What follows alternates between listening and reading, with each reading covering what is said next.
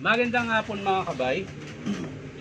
So ito yung pangalawa ko na repair mga kabay, 39394. Ayan. Ang model nito mga kabay, DWE 8200PL. Ayan. Ito po yung may safety switch. Tawag ba na? Basta ito yung safety switch mga kabay. Ayan. Pag nabitawan nyo po ito, namamatay siya kusa. So ito mga kabay, sasaksak natin.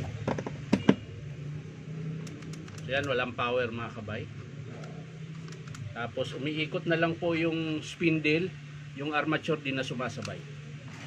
So bubuksan natin mga kabay kung bakit, kung anong dahilan. Yun. Phillips screw na nakalagay.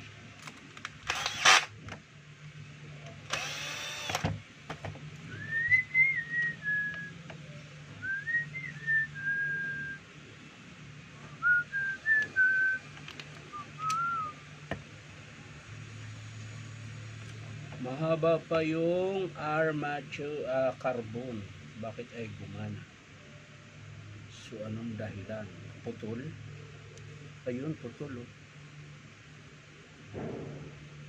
Dinugtong na lang ng ayan. So titesting muna natin mga kabay dahil naputol yan. So ititesting natin, hindi ko na-testerin mga kabay dahil nakita ko na po yung putol. So titesting na lang natin, i-direct na lang natin, hindi na natin muna idaan sa switch.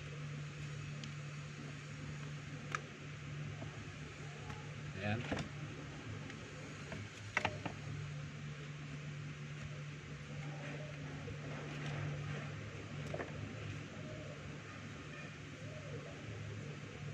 Titesting natin kung anong dahilan.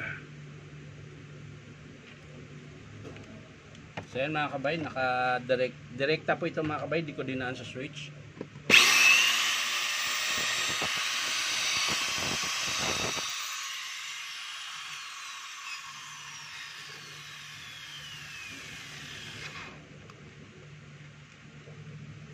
So gumagana siya mga kabay, ayan.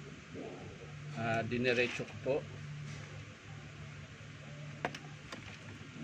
Putol po kasi yung sa field coil nya, yung papunta ng switch na putol.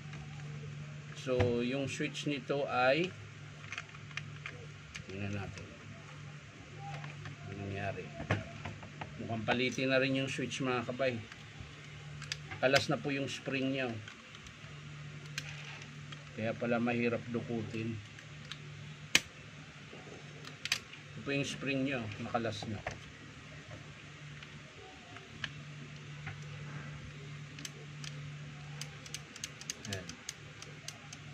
Pero tumutunog pa mga kabay, ibig sabihin buo pa po. Ayan. Para makasiguro lang tayo, ititestar natin yung switch. Dito muna tayo sa pinakauna.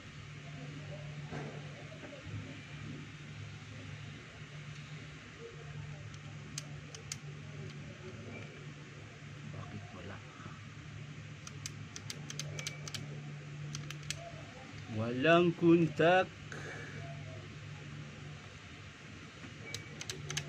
So mga kabay, sira din yung switch. Wala po siyang kontak. Yung kanina, ayan, pag inikot ko hindi sumasama yung kanyang armature. Ayan o, pag inikot to, ayan o, hindi umiikot yung pan niya. So titingnan natin mga kabay kung anong dahilan. So buo po yung armature nito mga kabay. Ang sira po switch, tsaka yung wiring nya, madali na lang yan, hihinangin na lang natin yan. Kapag in-approve ng customer mga kabay, hihinangin lang natin yan para gagana. Kabitan natin ng panibagong terminal. So i-check lang natin yung kanyang spindle mga kabay. At syempre bubunutin na rin natin yung kanyang armature para masilip din po natin. So ayan mga kabay, mahaba pa po yung kanyang carbon brush. Ayan, no, sumasayad siya mga kabay. Sira yung bearing nito. Bearing sa harap. Ayun, nakalas pala mga kabay. Oh. Ayan. Isinin nyo po. Nakalas po yung lock. So, hindi pudpud yung kanyang gear mga kabay. Yung lock lang ang nakalas. Yung pinaka, pinaka nut. So, higpitan lang natin ito mga kabay.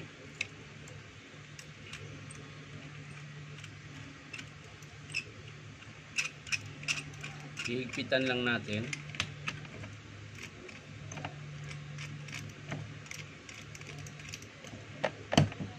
Ayan.